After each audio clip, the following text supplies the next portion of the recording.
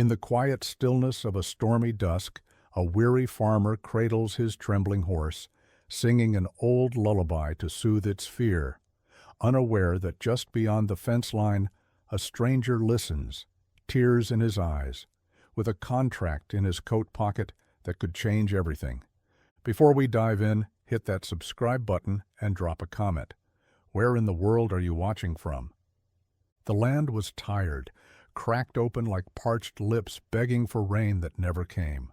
Rows of corn leaned like drunks at the end of a long night, stalks yellowed and brittle, too weak to stand proud anymore. The dust hung in the air long after Henry's boots passed through it, clinging to his jeans, his lungs, his spirit. The sky above stretched wide and useless, blue, empty, mocking. Henry stood at the edge of the field with a hand on his hip and the other shading his eyes, though there wasn't much sun to block. Just heat, heavy and cruel, pressing down like a secret he couldn't shake. He stared out at what used to be good land, his father's land, and his father's before that. The soil that once fed towns now couldn't feed a bird. The silence was broken only by the faint creak of the windmill behind the barn, spinning just enough to remind him it still existed, still hadn't given up, unlike the crops. His lips tightened. He didn't speak, not even to curse. What was the point? The words would dry up in his throat just like everything else on this damn farm. Back in the house, the stack of bills waited. He knew them by color now. White envelopes meant late notices. Pink ones meant trouble. Yellow meant shut-off. He'd stopped opening them. They were just reminders that the world had already made its decision about him, and it wasn't in his favor. He reached down, scooped a handful of dirt, and let it run through his fingers. It didn't even clump, just dry, dead powder. He hated how it felt, like failure. Inside the barn, the horses stirred. He could hear Dolly shifting her weight, restless. She was the only one left now. He'd sold the others months ago. Quiet deals with quiet men who didn't ask questions. That mare was all he had left, that breathed and trusted him. He wiped his brow with the back of his hand and looked toward the barn. His legs felt like cement, but he forced himself forward. Another day, another dollar deeper in the hole, and still he kept walking. Because giving up wasn't something his father had ever taught him. The kitchen was quiet except for the ticking clock on the wall and the slow drip of the faucet that never quite sealed shut. The kind of quiet that didn't offer peace, just a reminder that nothing was moving forward. Henry sat hunched over the table, sleeves rolled up to his elbows, a black pen clutched in his calloused fingers. His boots were still on, mud dried along the soles like he hadn't really come inside, just paused between battles. A yellow bulb above buzzed faintly, casting a sickly glow over the scattered papers in front of him, electric bills, feed invoices, tractor repairs he couldn't afford but couldn't delay. His own scrawl lined the margins, numbers crossed out, rewritten, circled again. The math didn't change. No matter how many times he ran it, it always ended the same, less than zero. He scratched behind his ear, sighing through his nose, then pressed the tip of the pen against the column of digits as if he could will them to shrink. Maybe if he rounded down, maybe if the rain came, maybe if the engine held out one more season. The maybes didn't make a dent. The silence broke with the sharp snap of him tossing the pen across the table. It skidded, hit a coffee cup, and fell to the floor. He didn't flinch, just sat back, ran a hand down his face, and stared at the ceiling like he was trying to make a deal with it. God hadn't answered in a while. He reached for a nearly empty jar of instant coffee. No sugar, no milk, just something hot to keep the night from swallowing him whole. The spoon clinked inside the mug, and he stirred until the water turned brown, took a sip, bitter like everything else. A photo frame sat half-hidden behind a pile of past-due notices. Henry pulled it forward. Him and his wife, years ago, both laughing in a way that didn't seem possible now. He traced her face with his thumb. "I'm trying, Anna," he said, voice low and cracking. "God knows I'm trying." Outside, the wind howled against the walls, and somewhere in the barn, Dolly let out a restless nicker. He looked toward the window, jaw tight. Another sleepless night. Another ledger that wouldn't balance. And still, morning would come, whether he was ready or not. The first crack of thunder came low and distant, like the growl of something waking up. Henry didn't look up from his place by the sink, where he was scrubbing the same plate for the third time. But then the second one hit harder, sharp, rolling through the valley with a sound that made the windows rattle in their frames. His hand froze mid-scrub. Outside, the wind was rising fast. Tree branches clawed at the side of the house, and the old screen door groaned on its hinges. A dry storm. No rain yet, just noise and fury, the worst kind. The kind that didn't bring relief, only fear. Then he heard it. A sharp, frantic thudding, hooves on wood, fast. Wild. Henry dropped the plate. It shattered in the sink. He was out the door before the shards had stopped rattling. The barn loomed in the dark, the sky above it pulsing with flashes of white. Lightning lit the whole world for a second at a time, and in those bursts he could see Dolly rearing in her stall, eyes wide, nostrils flared, her coat slick with sweat. She slammed her hooves against the gate again hard enough to shake the walls. The sound of it cut through him. "Easy, girl, easy," he shouted, already fumbling with the latch. The storm was overhead now, thunder crashing like it had something to prove. Dolly shrieked, a high panicked sound Henry hadn't heard since the accident, 2 summers back when she'd nearly broken her leg. She reared again and nearly toppled over. He slipped inside the stall and caught her halter just before she bolted. She jerked back, wild-eyed, but he held on. His arms trembled with the effort. "Hey, it's all right," he whispered, pulling her close. His voice was hoarse, shaking. "I got you." She pushed her head into his chest, snorting and twitching. Every time the thunder clapped, she flinched. He started to hum, then sing. Not because he thought it would work, but because he didn't know what else to do. His voice, rough and low, stumbled through the old lullaby his mother used to sing when the lights went out. And slowly, inch by inch, Dolly's breathing began to slow. Still trembling, still afraid, but her ears turned toward him now. Outside, the storm raged. But inside the stall, a man and his horse clung to the only thing they had left, each other. The words came slow, cracked from a place deep in his chest, like they'd been buried there a long time. He hadn't sung in years, not since Anna passed, not since the last of the joy dried up with the crops. But in that moment, kneeling beside a shaking, terrified horse while lightning split the sky, there wasn't time to think, only to feel. His voice trembled at first, a low hum, barely enough to register beneath the howling wind and Dolly's frantic breathing. But he kept going. A simple tune, something old, something safe. His mama used to sing it when he was just a boy, curled up in a narrow bed listening to rain hammer the roof. Swearing monsters lived in the thunder. Dolly's ears twitched. That was the first sign.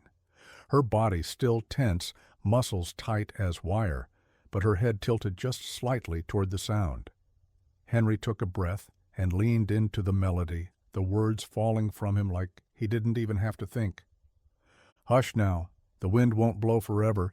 Night won't stay till morning light. Hold on tight and wait for weather. Safe with me.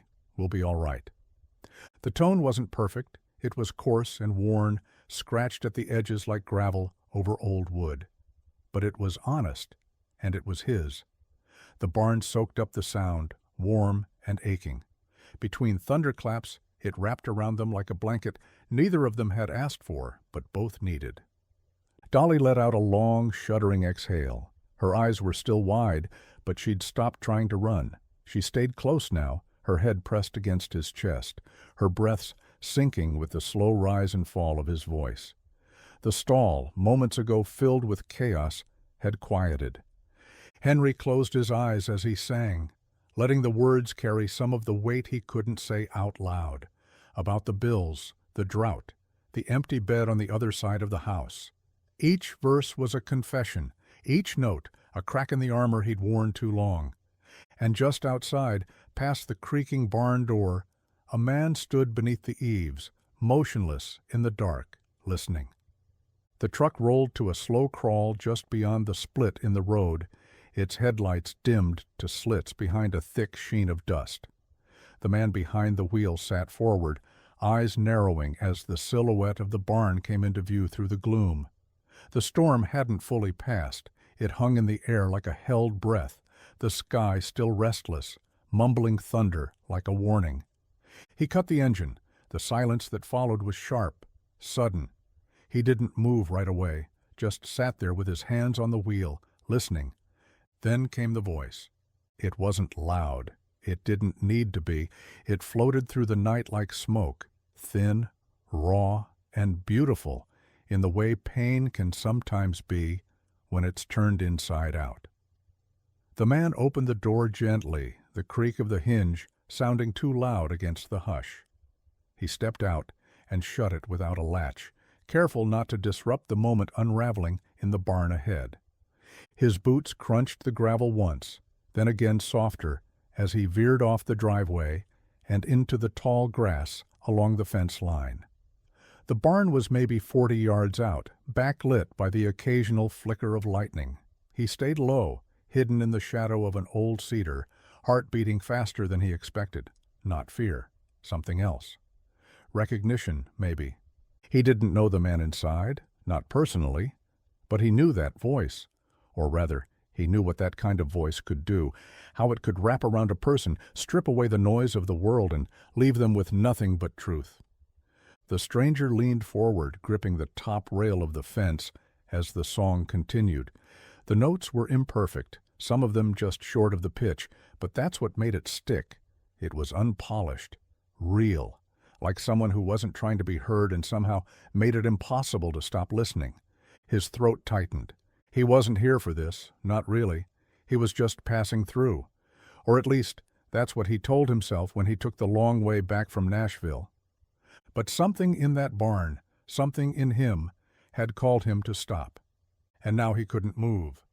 The song slipped from Henry's mouth like a prayer too familiar to forget, no matter how many years had passed. His voice cracked on the second line, the way it always had when he tried to hold too much in. But he didn't stop. Couldn't. Dolly had stopped shaking, her sides rising and falling in slow, shallow waves. Her ears twitched toward him with each word, and he felt her heartbeat start to fall in time with the rhythm of his own. The lullaby was older than memory, tucked into the corners of his childhood, like the scent of sun-dried sheets and cornbread on Sundays.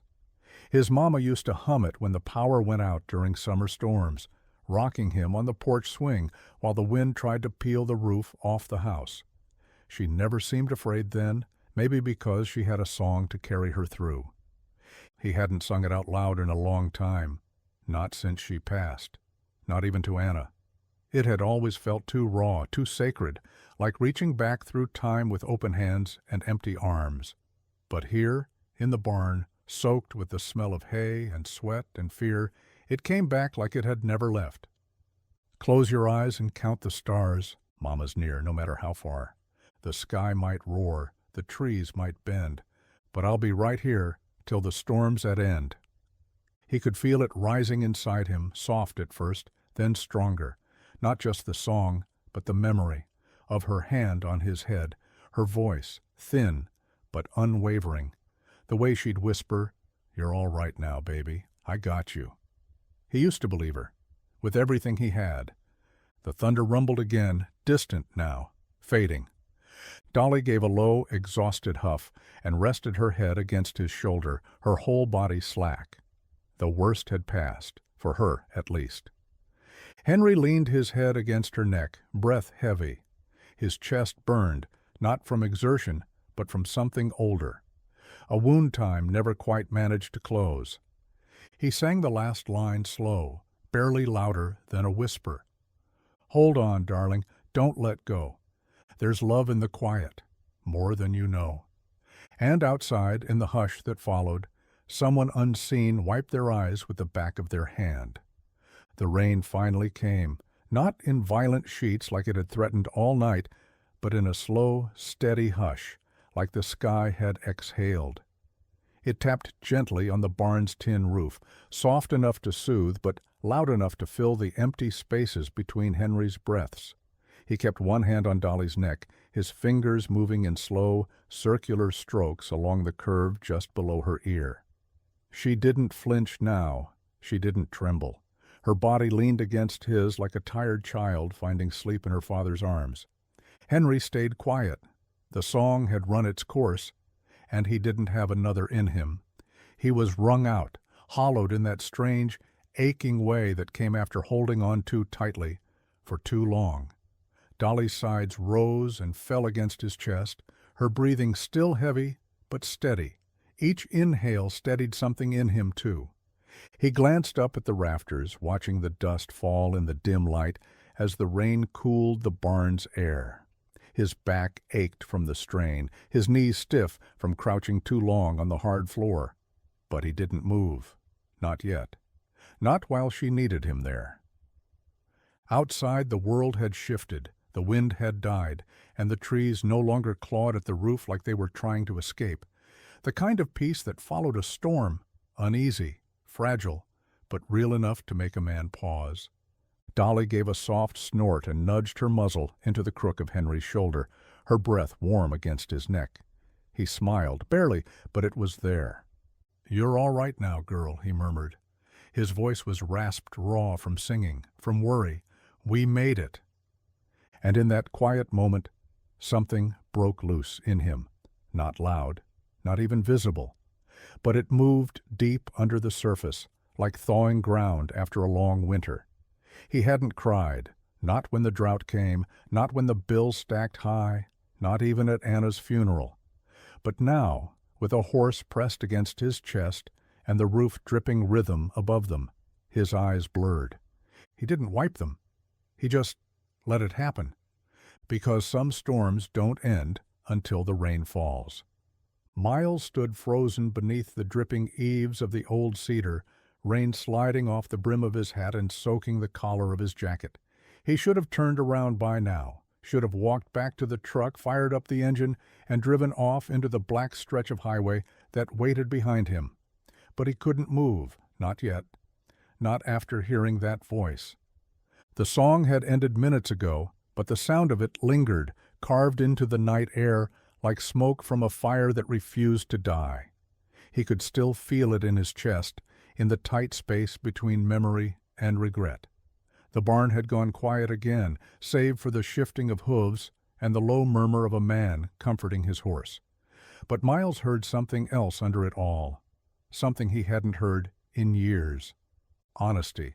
Not the studio-polished gloss he was used to, not the overproduced radio-ready vocals that lined his inbox day and night. This was raw, unfiltered, like wood before it's sanded, like truth before it's tamed. He reached into his coat pocket and pulled out a small digital recorder, thumb brushing over the worn button out of habit. He didn't press it. There was nothing to record now. And even if there was, something about this moment felt too sacred to capture, too real to be bottled. Miles had found singers in every corner of the country, gritty blues players in Memphis, honey-voiced gospel women in Georgia, kids with nothing but an iPhone and a dream.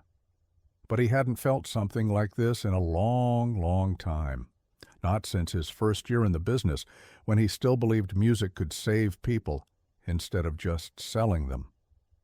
He leaned on the fence rail, rain soaking through his sleeves, and watched the silhouette in the barn one last time. The man had no idea he was being watched, no idea his voice had carried across the field like a rope thrown in the dark. Miles let out a breath he hadn't realized he was holding. "I'll be damned," he whispered to no one. Because he hadn't come here looking for anything. But he'd found something anyway. The coat was older than it should have been, frayed at the cuffs, seams tugged open at the shoulders, one pocket half ripped and hanging by a stubborn thread. Miles had meant to replace it for years, but something about its worn weight felt truer than anything else he owned. It carried miles of road dust, fast food grease, and 1,000 late-night drives with demo tapes playing on loop, most of them forgotten before sunrise. He tugged the collar up against the cold and stared through the falling rain, his mind already slipping backward. There was a time when music wasn't a product, when it wasn't about chart positions or viral clips or how photogenic the singer looked under LED lights. Back then, it was just a guitar, a bar stool, and a voice that could stop a room. He used to sit in the corner of dive bars, drink flat beer, and fall in love with songs that no one else would ever hear. It wasn't glamorous, it wasn't even profitable, but it was real. His first artist had been a nobody from East Texas with a crooked smile and a voice that sounded like heartbreak poured over gravel. She never made it past the first album, never played a stage bigger than a high school gym, but Miles remembered every word she ever sang. Because when she opened her mouth, it wasn't just music, it was a lifeline. The kind you grabbed when the world tried to pull you under. He'd chased that sound ever since. Found pieces of it now and then, glimmers, hints, echoes, but never the full thing, not until tonight. Not until that voice in the barn. Miles looked down at his coat again, running his fingers over the tear near the chest. It had split open during a fight with a manager he used to call a friend, back when he still believed in loyalty over numbers. That night ended with broken glass and broken trust, and Miles had kept the coat like a scar, a reminder of the line he'd crossed when he stopped chasing truth and started chasing hits. Now here he was, standing in the rain on a forgotten piece of land, listening to a farmer sing to a scared horse. And for the first time in years, he remembered what it felt like to believe in something without trying to sell it. He gripped the fence tighter. Maybe this was the moment he'd been driving toward all along. The morning sun came late, pushing through a low blanket of mist that clung to the fields like it didn't want to let go. The barn smelled like rain-soaked wood and drying straw, and Henry's shirt clung damp against his back as he hoisted the last flake of hay into Dolly's stall. She stood calm now, chewing slow, her eyes soft in the quiet. Last night felt like it had happened in another life. He wiped his hands on his jeans and stepped outside, stretching his back with a low grunt. The fields shimmered with dew that wouldn't last long. By noon, the heat would rise again, and the dust would take over like always. But for now, the world held its breath. For now, there was still quiet. Back inside the house, the floorboards creaked under his boots, the way they always did. He passed the kitchen table without looking at the pile of bills. Not today. He wasn't ready to reckon with numbers again, just yet. He poured himself a cup of coffee, old and bitter, then wandered into the front room, where sunlight caught dust motes dancing above the mantel. Something caught his eye. He didn't even remember pulling the box down from the attic. Maybe it had come down months ago, maybe longer. But there it sat on the floor beside the old armchair, lid cracked just enough to let a corner of something familiar peek out. He crouched, heart already beating faster, and lifted the lid. Inside were scraps of a life he hadn't touched in years. Sheet music with smudged pencil notes, flyers from county fairs, a broken capo, a pack of rusted strings. And near the top, curled slightly from time and heat, a photo. Henry pulled it out with slow hands. There he was, younger, thinner, eyes wide and naive, a cheap guitar slung across his chest, mouth open mid-song. Anna beside him, laughing, her head tipped back like she didn't have a worry in the world. That photo was from the summer they tried to make it work. Open mic nights, long drives in their beat-up truck, dreams bigger than their bank account. His fingers trembled slightly as he ran them over the edge. That version of him felt like a stranger now, but the look in his eyes, that hope, that fire, it hadn't died. Just buried beneath years of drought, of loss, of getting by. But last night, for the first time in forever, he'd heard that voice again. And it was still his. The smell of fried dough and livestock clung thick to the air, sweet and sour in equal parts. The fairgrounds buzzed with families, kids tugging on their parents' hands, teenagers smoking behind tents, country music bleeding from cheap speakers that barely held a tune. But none of that reached Henry once he stepped onto the stage. It wasn't much of a stage, just a plywood platform set up behind the rodeo ring, the kind of setup where the mic squealed every time someone coughed too close. But when Henry stood there, guitar in hand, the world narrowed to the space between him and the microphone. Everything else, dust, heat, the sun beating down on his back, it all faded. He remembered the weight of the guitar strap across his shoulder, how it pulled slightly to one side because the leather was stretched uneven. He remembered how slick his fingers got from nerves, how he nearly dropped his pick 3 times during sound check. But when the announcer called his name, he walked out anyway. He didn't smile, didn't wave, just nodded once, adjusted the mic, and strummed the first chord.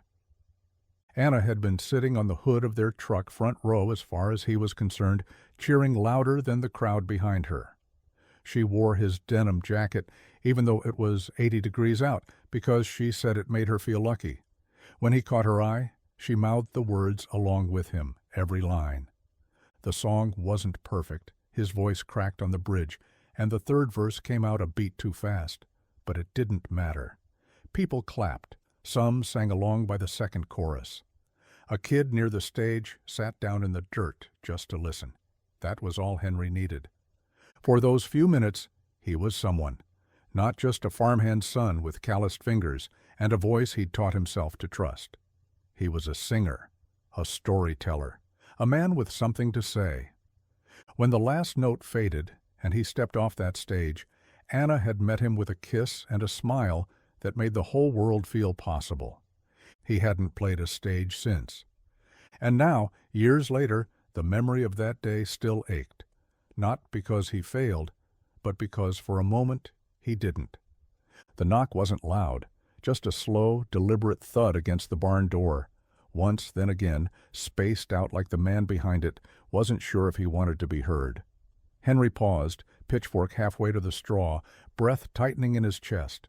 Visitors were rare out here, especially unannounced ones, and especially the morning after a storm. He set the pitchfork down and wiped his hands on his jeans, moving toward the door with a silent caution learned from years of waiting for bad news. When he pulled it open, the light spilled out in a wide, pale arc, and standing just outside it was a man in a weather-beaten coat, water-streaked and dust-caked, like he'd walked through 3 counties to get there. Miles lifted his hand in a small, sheepish wave. "Morning," he said, voice calm but careful. "Didn't mean to startle you." Henry narrowed his eyes. "You lost?" "No, sir," Miles said, clearing his throat. "I was passing through last night. Got caught in the storm. Pulled off the road. I heard—" Henry crossed his arms. "Heard what?" Miles hesitated, then looked past him into the barn where Dolly stood calm, ears twitching at the familiar sound of her owner's voice. "Heard you singing." The air seemed to shift. Not a breeze, not a sound, just tension, tight as a pulled wire. Henry didn't speak. Miles took a breath, stepped forward a little. It was good, real good, not polished, not rehearsed, but something about it felt like the kind of thing people need to hear. Henry's jaw worked. "I wasn't singing for people. I was singing for my horse." Miles gave a small, respectful nod. "Sometimes that's when it's best." Another pause. The wind rustled the trees behind them. Dolly gave a soft snort. "I'm not here to sell anything," Miles added. "Just thought it might be worth introducing myself. Name's Miles Carter. I work in music, Nashville." Henry's eyes didn't soften, but they narrowed with something that wasn't quite suspicion, not yet trust either. "You a scout?" "Sometimes," Miles said quietly. "But last night, I was just a man listening to something I didn't expect." Henry didn't invite him in, but he didn't shut the door either. Miles didn't step inside. He stood just past the threshold, the soles of his boots sunk slightly in the mud that hadn't dried from last night's storm. His coat hung heavy with water, the collar pulled up more out of habit than weather now. Henry stayed in the doorway, arms crossed, eyes unreadable, body language not so much closed off as measured, like a man who'd opened too many doors in his life only to regret most of them. Miles looked over Henry's shoulder toward the stall where Dolly stood, chewing lazily on hay, the way horses do when they feel safe. He nodded toward her. "She looked wild last night," he said quietly. "I saw her through the slats, rearing up, breathing hard, the kind of fear that doesn't break easy." Henry didn't answer. "But then you sang," Miles continued, "and something changed." "She changed. I watched it happen. She didn't just calm down, she gave in. Trusted you, because of your voice." Henry shifted, just slightly. "You watching my animals now?" "No," Miles said quickly.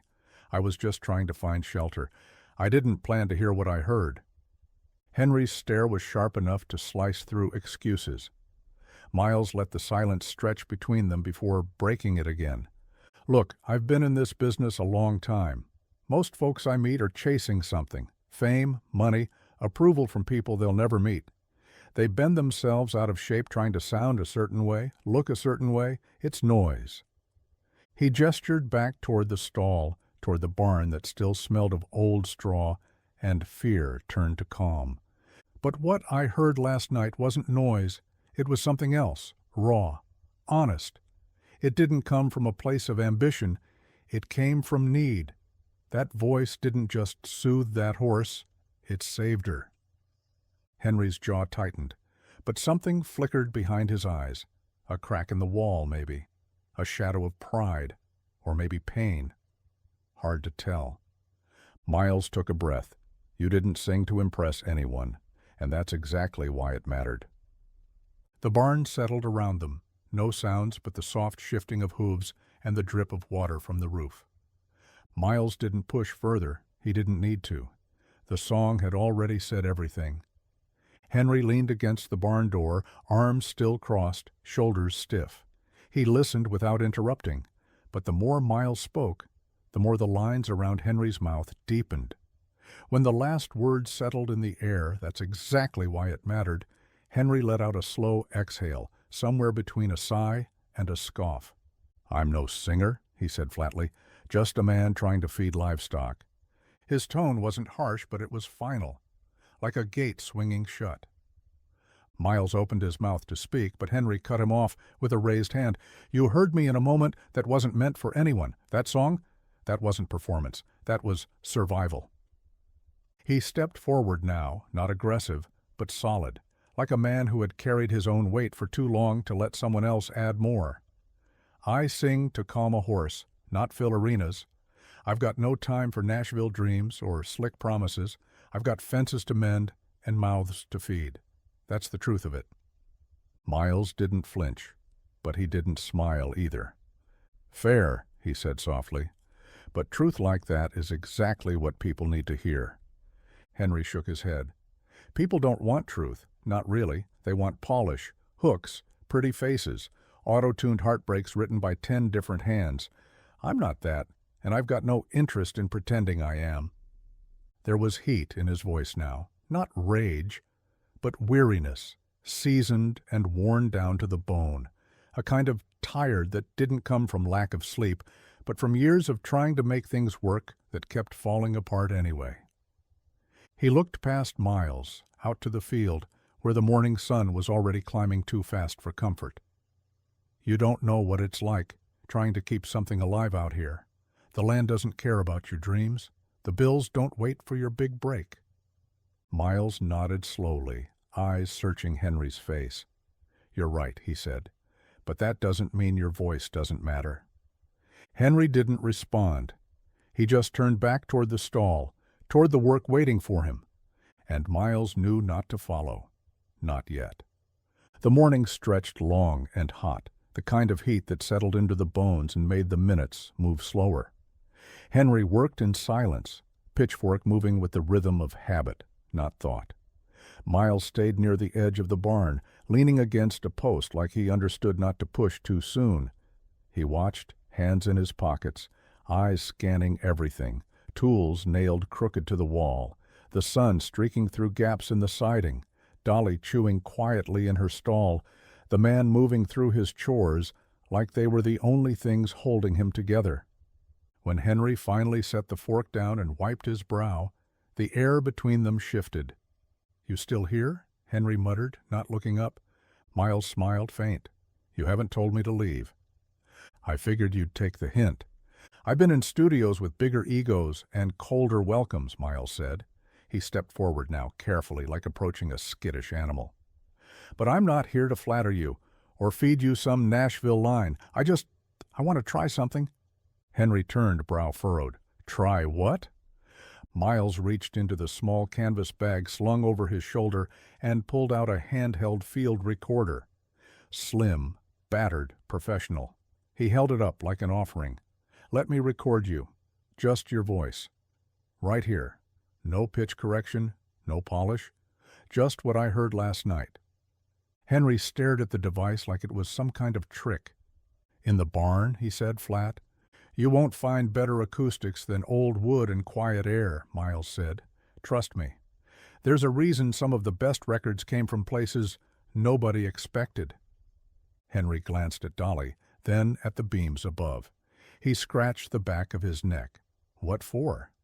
Miles hesitated, then said, "Because you're the kind of voice people don't forget.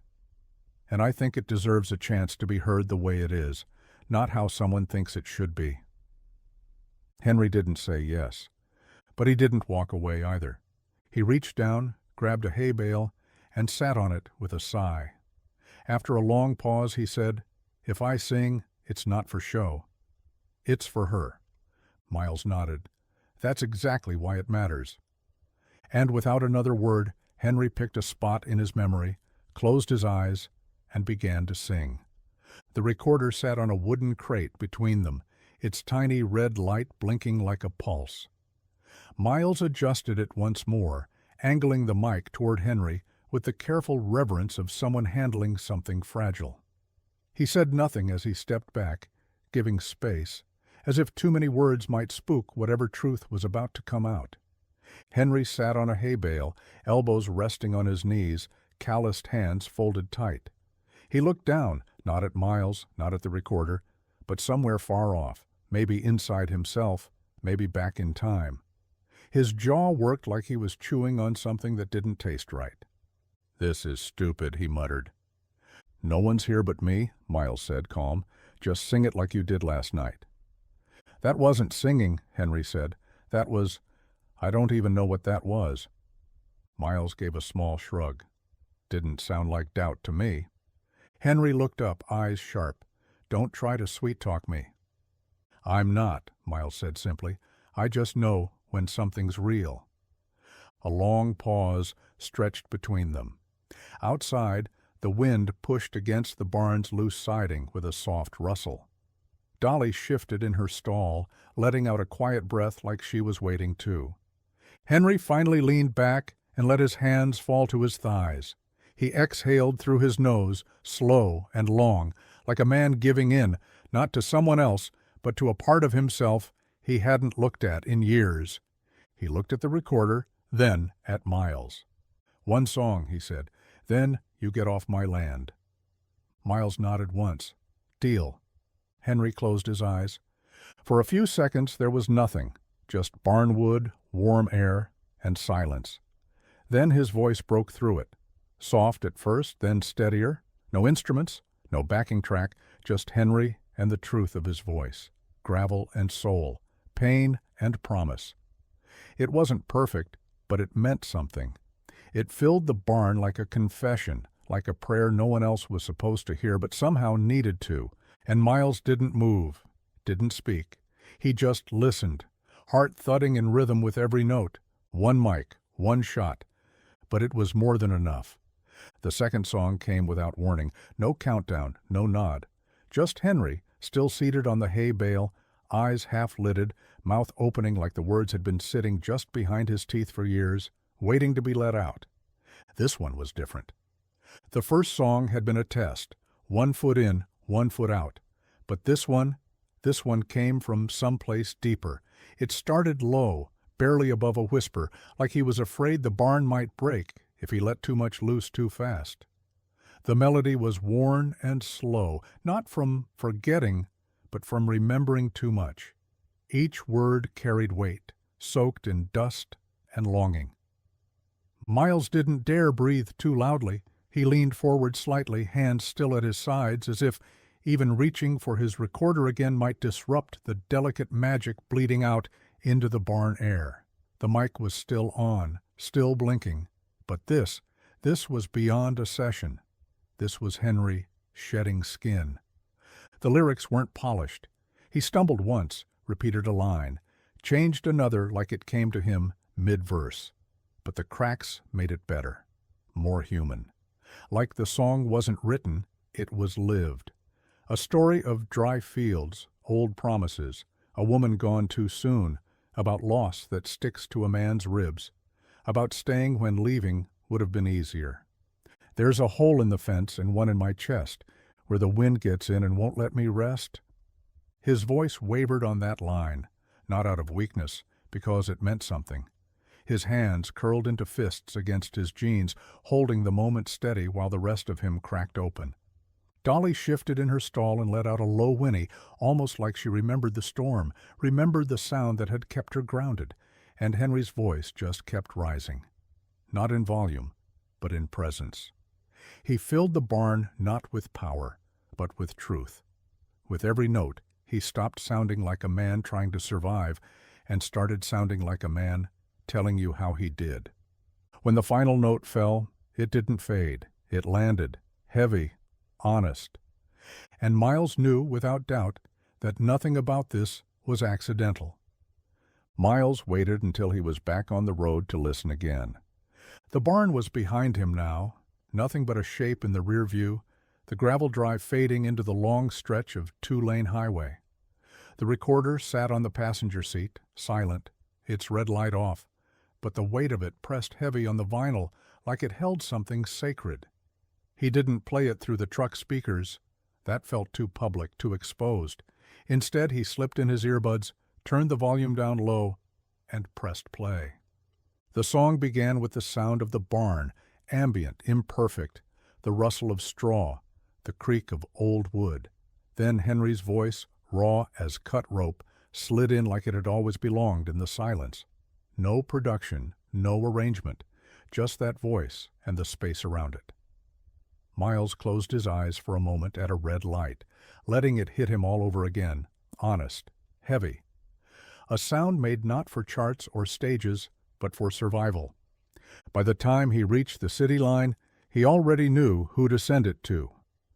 That night, in the half-dark of a motel room outside Nashville, Miles plugged his laptop into the wall and uploaded the track.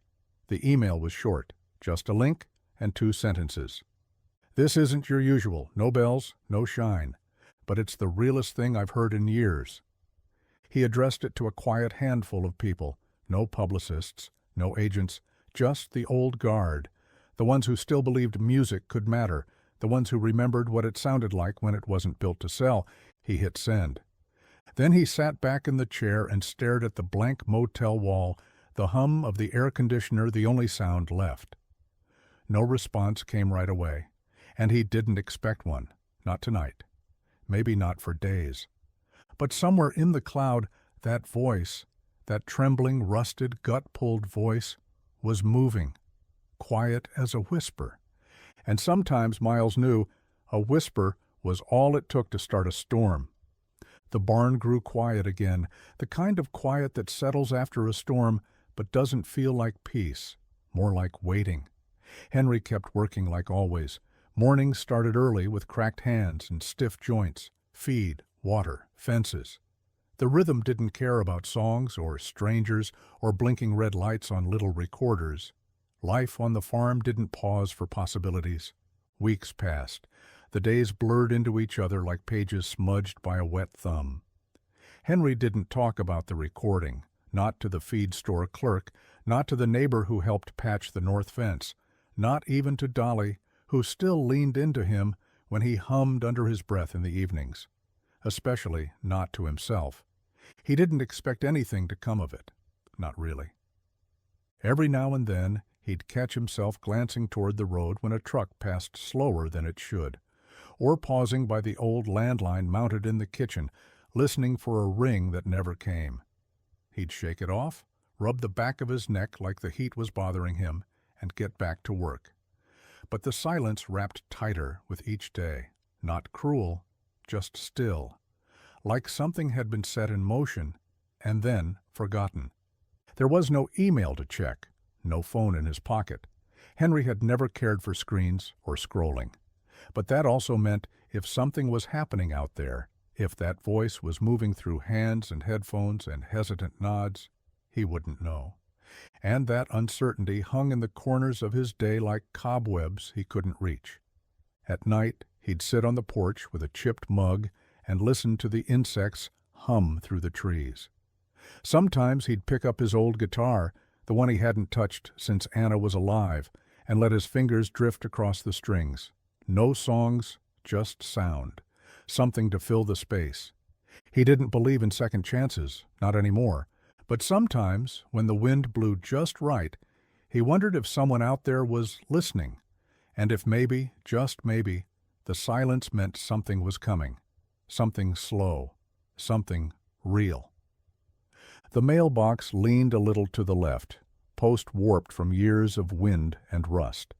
The red flag had long faded to a muted pink, chipped at the edges, barely holding on. Henry didn't check it often. Most of what came was junk or bills, and he already had enough of both stacked on the kitchen table like bad habits. But that morning, something felt off. Dolly had been restless, pacing in her stall at dawn, ears twitching like she'd heard something he hadn't. The kind of nervous energy that made Henry glance over his shoulder for no reason. The sky was clear, the sun just beginning to rise over the far edge of the field. Still, his gut itched with something that wasn't quite fear, but not hope either.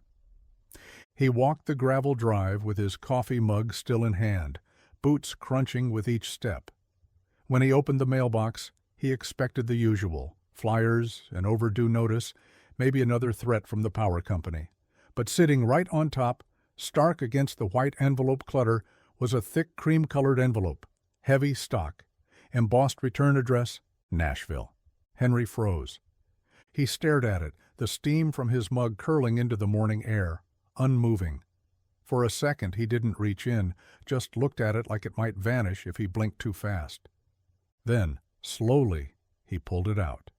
His name was written in actual ink, not printed, not stamped, the kind of careful handwriting that meant someone wanted this to be taken seriously. Back in the house, he sat at the table and stared at the envelope a while longer, before finally sliding a knife under the flap. He pulled out the letter, unfolded it with deliberate hands, and read. They wanted him in Nashville, studio session, full production. A real chance, an official demo, potential label backing. They called his voice a rare, authentic resonance, and undeniably raw. They called him an artist. An invitation was attached, flight information, accommodations. A quiet note at the end from a producer who signed it simply, "Thanks for reminding us what this is all about." Henry set the letter down, heart pounding. Outside, the wind shifted through the trees, and for the first time in a long while, it didn't sound like loss. It sounded like beginning. Henry sat on the edge of the porch with the letter folded in his lap, corners soft from how many times he'd opened and closed it. The sun was setting low behind the trees, throwing long shadows across the field, golden light stretching over the dry rows like a promise too big to believe. Crickets had started their chorus, and somewhere down by the fence, a lone bird called out, sharp, insistent. But Henry didn't move.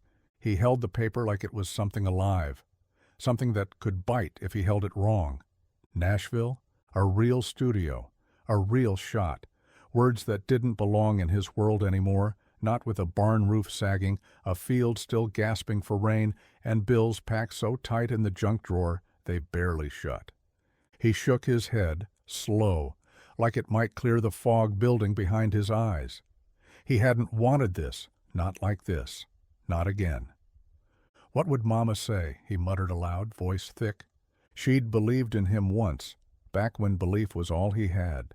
She'd sit at the kitchen table with a cigarette burning too low and hum along while he strummed old songs on a second-hand guitar. "You got a story in that voice, Henry," she'd say. "You just got to learn how to tell it." But that was before the farm passed to him, before Anna got sick, before singing became something he did only in the dark, only to ease the fear out of trembling bones and spooked horses. Now the story in his voice felt tangled in all the things he'd failed to save. He looked out at the barn, at Dolly's silhouette in the fading light. The air smelled like hay and dust, and the weight of too many years. Going meant leaving everything, if only for a while. It meant chasing something he'd buried, deep enough to forget how much it used to matter. But staying meant more of the same. Henry rubbed the back of his neck and looked down at the letter again. "What if it's too late?" he whispered. But the wind didn't answer. Only the sound of the crickets and the faint echo of a song he hadn't finished singing. The folding chairs were set up in neat, merciless rows. A makeshift canopy flapped in the breeze, and the auctioneer's mic crackled with static as he tested it, his voice too loud for such a quiet morning. Pickup trucks lined the edge of the property like vultures, men leaning against their hoods, sipping coffee, murmuring about irrigation lines and equipment. Henry stood off to the side, arms crossed, a ball of acid twisting in his gut. The farm didn't look like much to most folks. Fences sagged. The barn needed a new roof. But to Henry, it was marrow and memory. Every inch of that dirt had been walked by people who shared his blood. Every broken-down tool in the shed had a story. And now it was being tagged for sale. The bank had been patient. More patient than most would have been. But patience doesn't pay the note, and Henry had run out of time. He'd watched them come that morning with stickers and clipboards. They labeled the tractor, the hay baler, even the rocking chair on the porch. Dolly was safe. He'd already made arrangements for her with a neighbor up the road. That was the one thing he wouldn't compromise. But everything else? It was going. He pulled the letter from his back pocket, unfolded it again. The words hadn't changed. Nashville was still waiting. The plane ticket was still valid. The offer still stood. Miles had called that morning too, told him it wasn't just a demo anymore. The song was moving, fast. People were talking.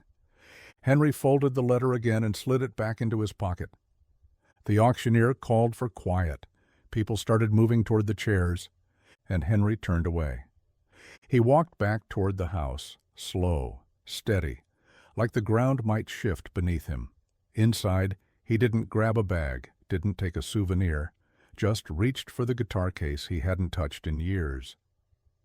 He stood in the doorway for a long minute, looking out at the land that had raised him, broken him, and still, somehow, taught him how to hold on. Then he closed the door behind him. Sometimes letting go is the only way to carry something forward. The morning felt heavier than it should have, not because of the clouds, there weren't any, but because of what had to be done. Henry led Dolly by the reins, the old mare walking slow beside him, hooves pressing into the dirt with a reluctant rhythm.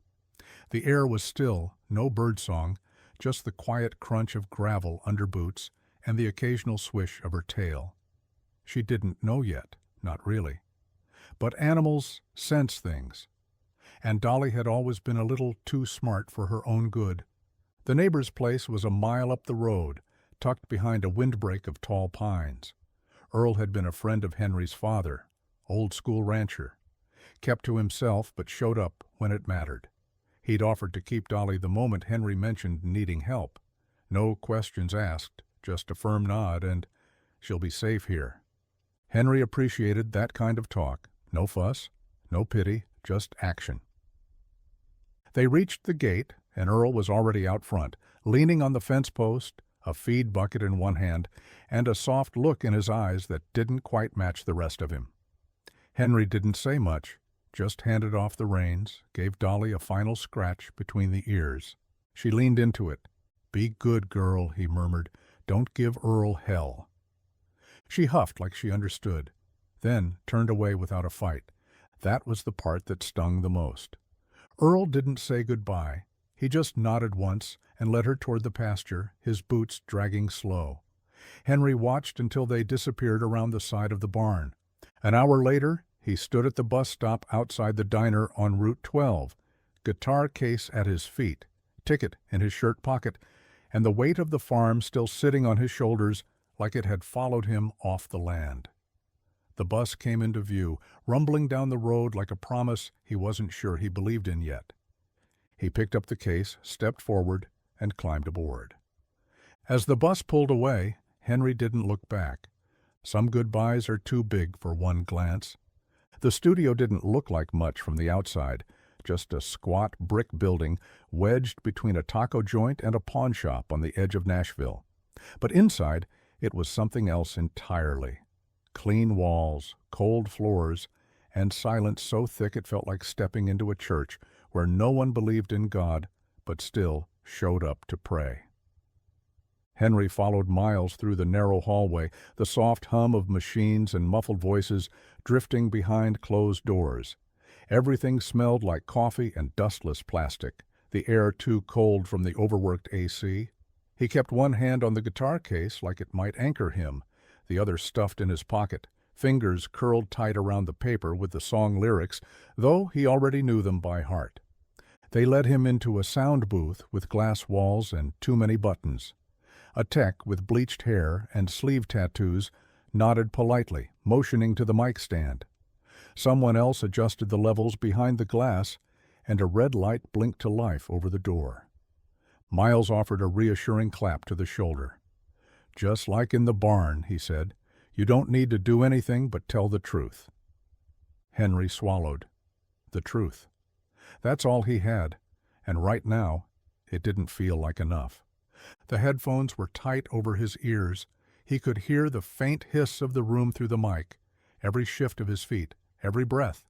It was too clean, too exposed. Nothing like the barn, where the sound soaked into wood and air and memory. His throat felt dry. He strummed the first chord hand stiff.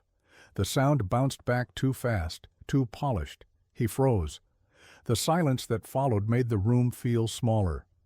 Through the glass, Miles gave him a thumbs up, as if that would fix whatever was cracking inside his chest.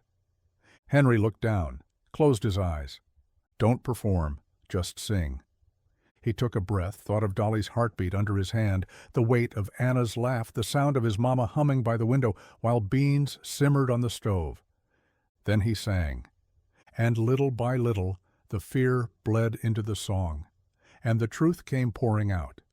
The headphones gripped his ears like hands that didn't belong to him, but Henry didn't flinch this time. He kept his eyes shut, let the silence press in until it almost hurt. On the other side of the glass, engineers and producers leaned in, waiting, but their presence fell away the moment he let his mind drift home. He imagined the barn, the scent of hay, the soft shuffle of Dolly's hooves, the way her body trembled under his hand that night, until the sound of his voice reached whatever place inside her fear was living. And he imagined his mama sitting in that worn kitchen chair, apron tied loose around her waist, a wooden spoon tapping rhythm against the rim of a pot, humming that same old tune like it was stitched into her bones. That was all he needed. He adjusted the guitar on his lap, fingers sliding into place without thought, just memory. The red light blinked above the glass again, but it might as well have been a firefly in a distant field. It didn't matter. The world had shrunk to the space between his chest and the microphone. Then he began. His voice was lower than usual, not because he meant it to be, but because that's where the song lived, in the soft underbelly of grief and gratitude. He didn't sing it for the radio or the crowd, or the men in leather chairs scribbling notes. He sang it for the ones who wouldn't hear it but still needed to, for Dolly, who listened with the purest kind of trust, for his mama, who taught him that music didn't have to be perfect to mean something. Even when the lights go down, even when the fields run dry, I hear you in the quiet now, like a whisper through the sky. His voice broke halfway through the second verse. He didn't stop, just kept going, letting the break carry, not hide, letting it mean something. When the final chord faded, he opened his eyes. No one said a word in the control room. but they didn't have to. Henry had sung like they were both right there, and somehow, in that moment, they were. It started quiet, the way most storms do. One post. A grainy clip from the studio. A minute and 30 seconds of Henry, eyes shut, singing like the world outside didn't exist. No filters, no production tricks, just the old guitar, his raw voice, and a caption that read, "The farmer who sang his horse calm during a storm." Miles didn't plan the timing. He didn't pay for ads. He just hit upload one night and let it go. By morning, it had 10,000 views. By the next day, 100,000. And then it caught fire. The comments came in like a flood. People saying the song reminded them of their father's voice, their mother's cooking, their childhood porch. People who hadn't cried in years crying in their cars on the way to work. Strangers writing long confessions in the replies, about grief, about silence, about holding on through the storm. A woman from Nebraska said she played it for her son with autism, and it was the only thing that stopped his shaking during a thunderclap.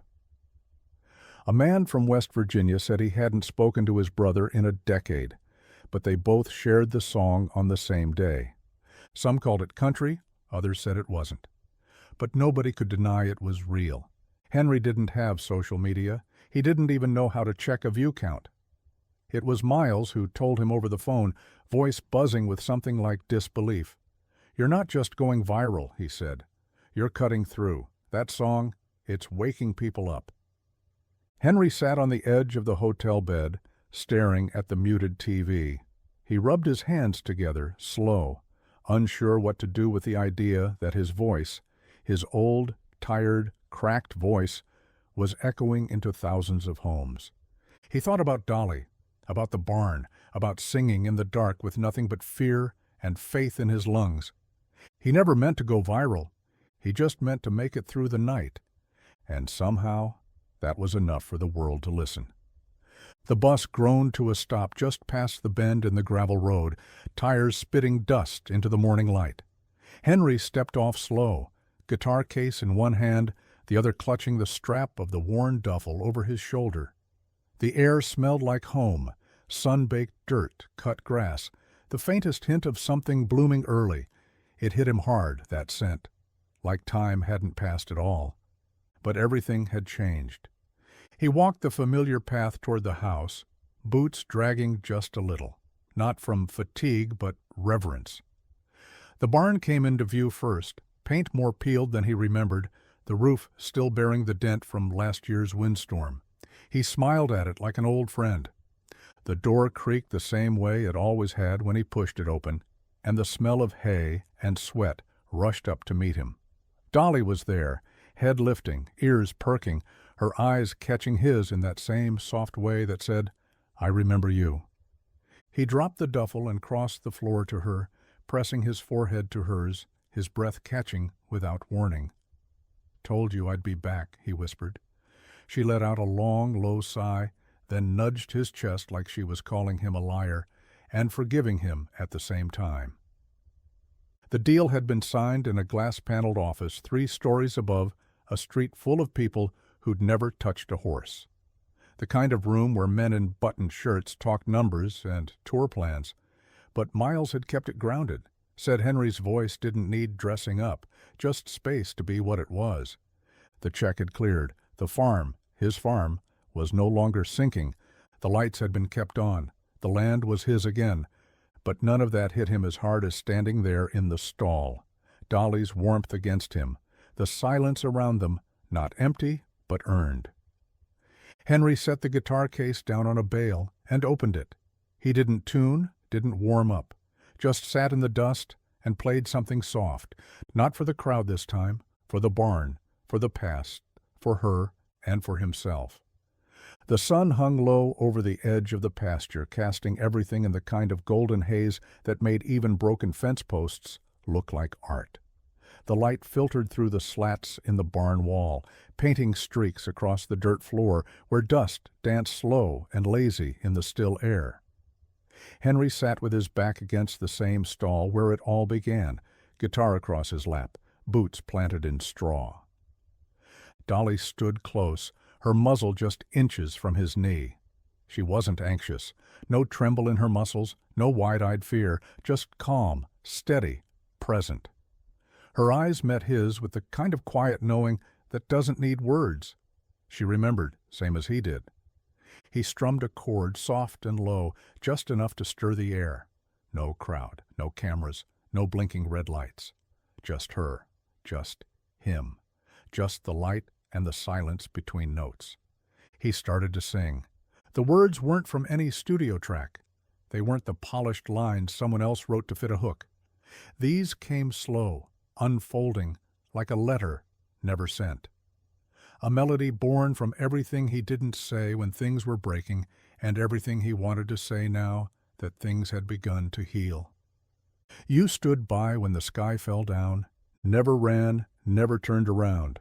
When I had nothing but empty hands, you leaned in like you still understand.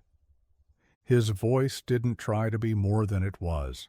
It cracked once, faltered slightly on a high note, but he didn't fix it, didn't want to. The imperfections were the truest part.